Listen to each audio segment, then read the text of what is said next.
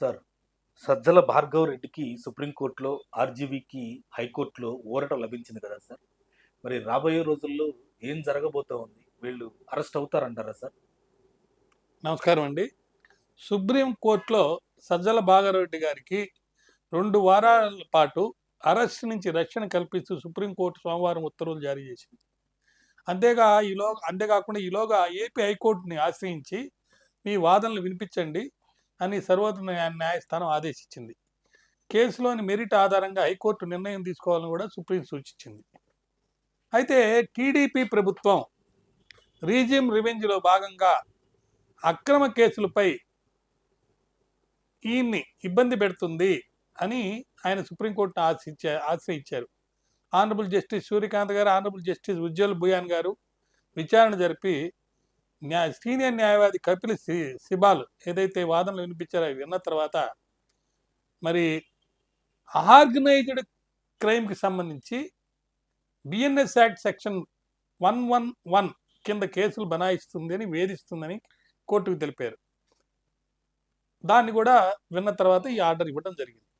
కొంతమంది ఇది ఒక ఊరట అని అంటున్నారు, కొంతమంది సుప్రీంకోర్టులో చుక్కెదురైంది సజ్జల భార్గవ్ హైకోర్టుకి వెళ్ళి హైకోర్టులో నీ బాధలు చెప్పుకోండి అని చెప్పారని చెప్పి కూడా అంటున్నారు. అదేవిధంగా ఆర్జీవి గారికి కూడా 9వ తారీఖు దాకా మధ్యంతర బెయిల్ ఇచ్చారు. డిజిటల్ మీడియాలో ఆయన చేసిన వ్యాఖ్యలకి, సినిమా తీయటం, సినిమాలో పాత్రలు అది ఒక ఎత్తు అయితే, ప్రచారంలో భాగంగా అనుకోండి, లేకపోతే తీవ్రంగా విభేదించి ఆయన యొక్క భావ వ్యక్తీకరణ హక్కులో భాగంగా ఆయన చెప్పిన మాటల్ని అది బూతులుగా ఉంది, కష్టంగా ఉంది, పరువు నష్టంగా ఉంది అని చెప్పి కేసులు అనేది పెట్టారు. ఒంగోలులో కానీ మధ్యపాడులో ఒక 3 కేసులు ఆయన మీద పెట్టారు. వాటిల్లో నా భావ వ్యక్తీకరణ కింద నేను చెప్పానని చెప్పి ఈయన అంటారు. ఆయనకి ఇంటర్మ్ బెయిల్ అయితే 9వ తారీఖు దాకా ప్రొటెక్షన్ వచ్చింది. తర్వాత మెయిన్ అప్లికేషన్ జరుగుతుంది. అయితే ప్రతి వాళ్ళు ఇప్పుడు ఎక్కువగా చర్చించుకునేది అసలు ఏ కేసుల్లో అరెస్ట్ చేస్తారు, ఎందుకు బెయిల్ ఇస్తారు, ఎందుకు బెయిల్ ఇవ్వరు అనేది ఒకటి. సెక్షన్ 311 2 సెక్షన్లు, ఈ సెక్షన్ల కింద భార్గవ్ గారిని అరెస్ట్ చేయడానికి ప్రయత్నం ఒకటి. దానికి సంబంధించి గవర్నమెంట్లో పోలీసు కానీ ఇతరులు కానీ ఏదైతే చర్యలు తీసుకుంటున్నారో అవన్నీ రాజకీయ శత్రుత్వంలో భాగంగా వాళ్ళని నొక్కిపెట్టి మరోసారి వాళ్ళు అలా బిహేవ్ చేయకుండా ఉండేదానికి చేస్తున్నారని చెప్పేసి అందరూ విమర్శిస్తున్నారు. సుప్రీంకోర్టు దీనికి సంబంధించి ముఖ్యంగా భార్గవ్ సంబంధించి చట్టాలు ఎప్పటివి అనేది కాదు, కానీ మహిళలపై చేసిన అసభ్య వ్యాఖ్యలను పరిగణలోనికి తీసుకోవాలని గవర్నమెంట్ తరపున లూత్రా వాదించాడు. చట్టాలు ఎప్పుడీ కానీ కాదు, బిఎన్ఎస్ చట్టం కొత్తగా వచ్చింది, కానీ వీళ్ళు చేసిన అడ్వర్టైజ్మెంట్ అనుకోండి, లేకపోతే ఎక్స్ప్రెషన్ ఆఫ్ వాయిస్ కానీ ఇవన్నీ కూడా బిఎన్ఎస్ యాక్ట్ రాకముందు జరిగింది. కాబట్టి ఈ యాక్ట్లో ఉన్న సెక్షన్లు ఎలా వస్తాయి, దాన్ని ఎలా పెడతారని కూడా ఒక వాదన వినిపించారన్నమాట.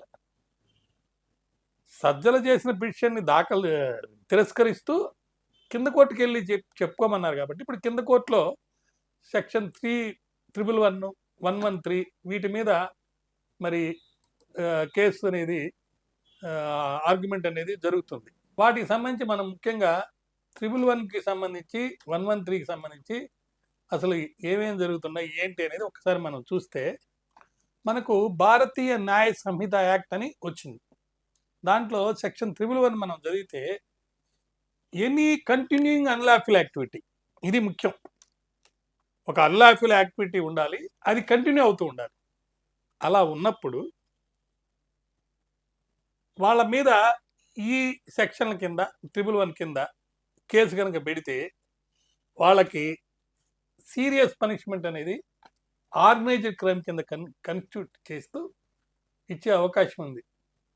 ఆ శిక్ష కూడా imprisonment for life and 5 lakh rupees, తక్కువ కాకుండా ఫైన్, ఇంకా చాలా రకాలైనటువంటి శిక్షలు అవన్నీ ఉన్నాయి.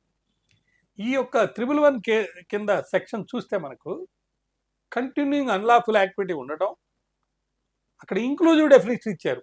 ఇంక్లూజివ్ అంటే కొన్ని నేరాలు చెప్తూ ఇవన్నీ ఉన్నాయి, ఇంకా కూడా ఏదైనా అన్లాఫుల్ యాక్టివిటీ చేస్తే అది కంటిన్యూషన్లో ఉంటే అని చెప్పి రాశారు.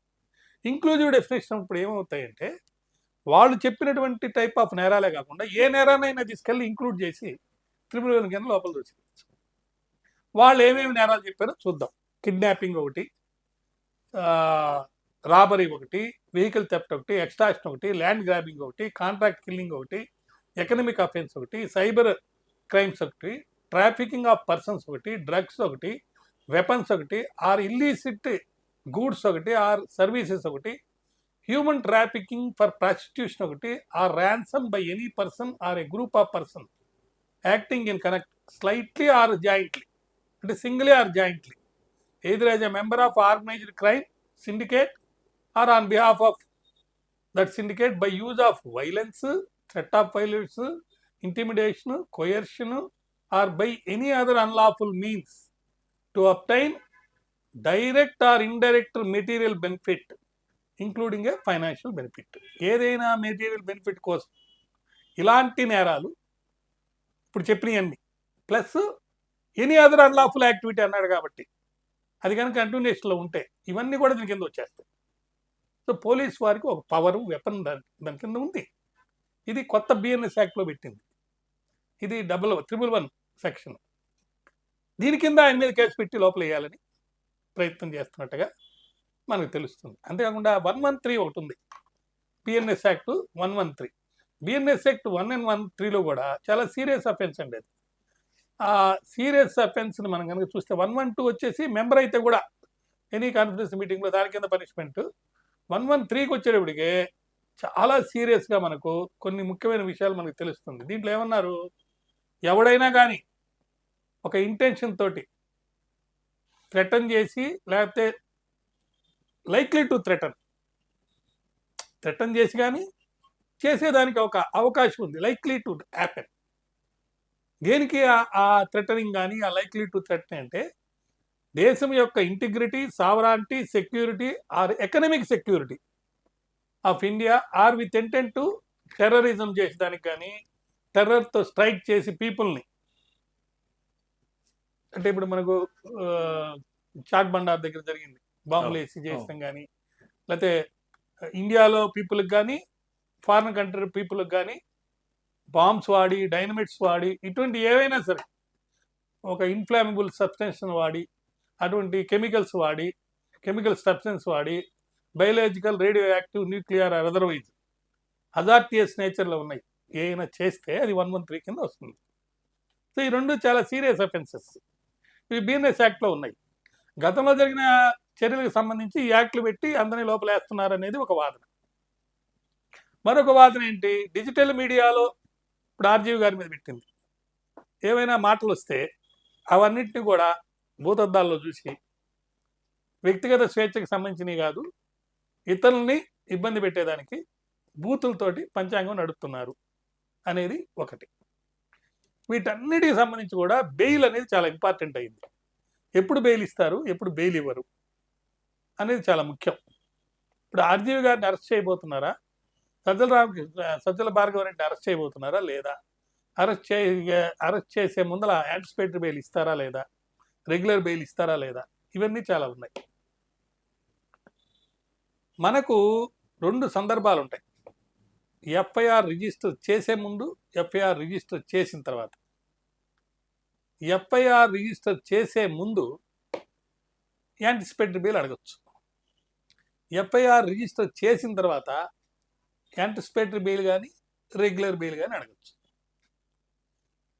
యాంటిసిపేటరీ బెయిల్ అడిగేటప్పుడు మనం జనరల్గా కోర్టు వారి ముందుకి మన అప్లికేషన్ పెట్టుకొని, నాకు అప్రహెన్షన్ ఉంది, భయం ఉంది, వాళ్ళు చేసే పనుల వల్ల నన్ను అరెస్ట్ చేస్తారేమో, నేనైతే నేరం చేయలేదు, ఏ తప్పు లేకుండా నన్ను అరెస్ట్ చేసి నాకు బెయిల్ ఇవ్వకుండా నన్ను హెరాస్ చేస్తారు, ఇబ్బంది పెడతారని చెప్పి భయపడుతూ ఒక అప్లికేషన్ వేసుకొని యాంటిసిపేటరీ బెయిల్ అడగచ్చు.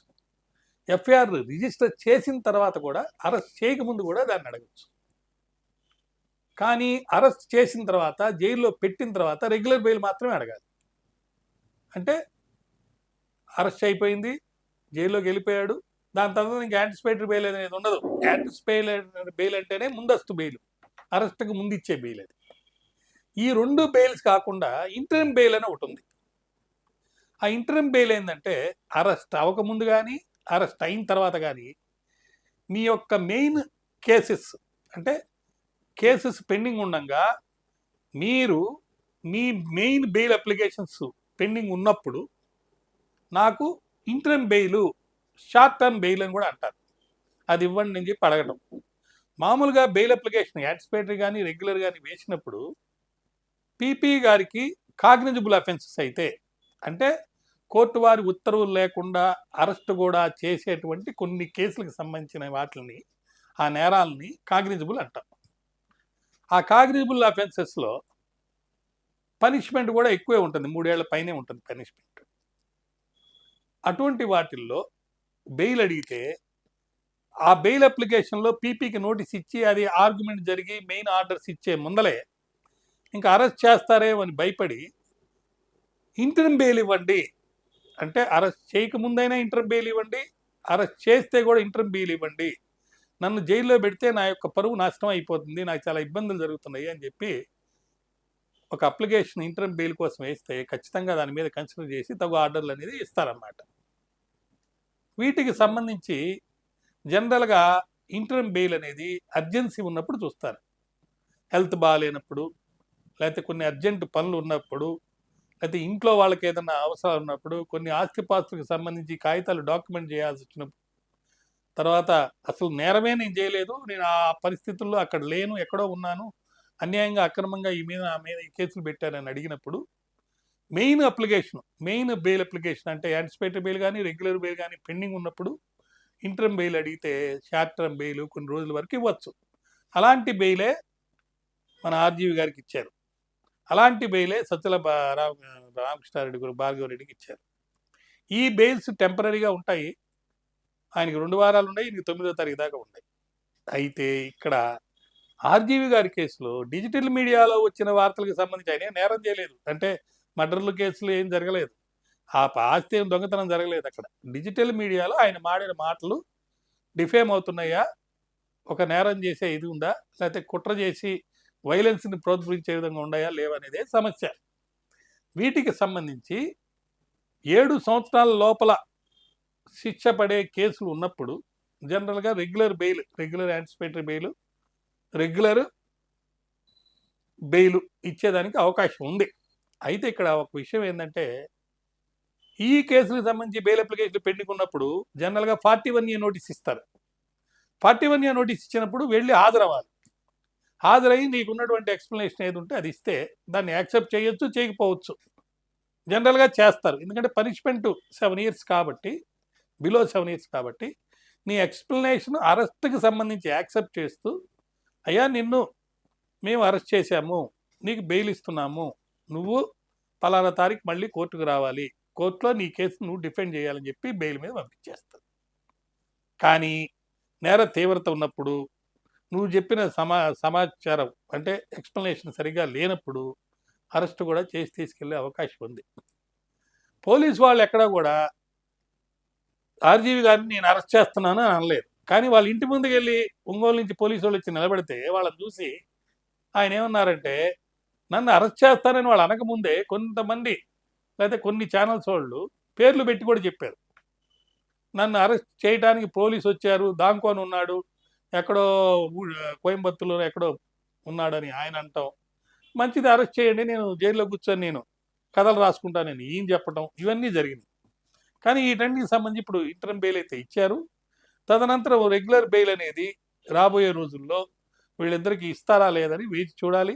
రెగ్యులర్ బెయిల్ ఇచ్చేదానికి కోర్టు వారు అనేక విషయాలు కన్సిడర్ చేస్తారు. నేరం చేశారా లేదనేది ఒకటి, బెయిల్ ఇచ్చి బయటికి పంపిస్తే మళ్ళీ తిరిగి వస్తాడా లేదా అనేది ఒకటి, పోలీసులు ఉండగా కూడా లేకపోతే పోలీస్ పర్యవేక్షణలో కేసులు ఉన్నప్పుడు కూడా వీళ్ళు ఏమైనా సాక్షుల్ని భయభ్రాంతులు చేస్తారా, ఇబ్బంది పెడతారా, ఇలా రకరకాల విషయాల్ని కన్సిడర్ చేసిన తర్వాత ఫైనల్గా బెయిల్ ఇవ్వటం ఇవ్వకపోవడం అనేది జరుగుతుంది.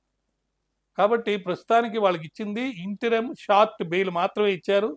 రెగ్యులర్ బెయిల్ అప్లికేషన్స్ పెండింగ్ ఉన్నాయి.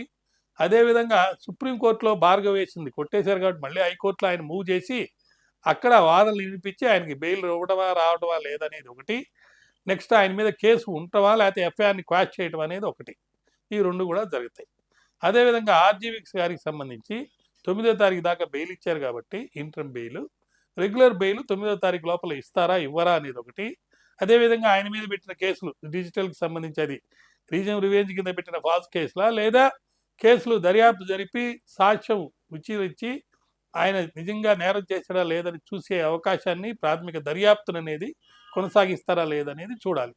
వీటన్నిటితో పాటు ఈ దర్యాప్తులో భాగంగా వీళ్ళు వెళ్ళి పోలీస్ స్టేషన్ల ముందు హాజరవ్వాలా లేదా, హాజరై ఇవ్వాలా, లేకపోతే డిజిటల్ మీడియాలో వీళ్ళు పెట్టినటువంటి అప్లికేషన్ యాక్సెప్ట్ చేసి వాళ్ళు ఇచ్చే సంజాయిషిని తీసుకొని మరి వీళ్ళని విచారించి పంపిస్తారా లేదనేది కూడా వేచి చూడాలి.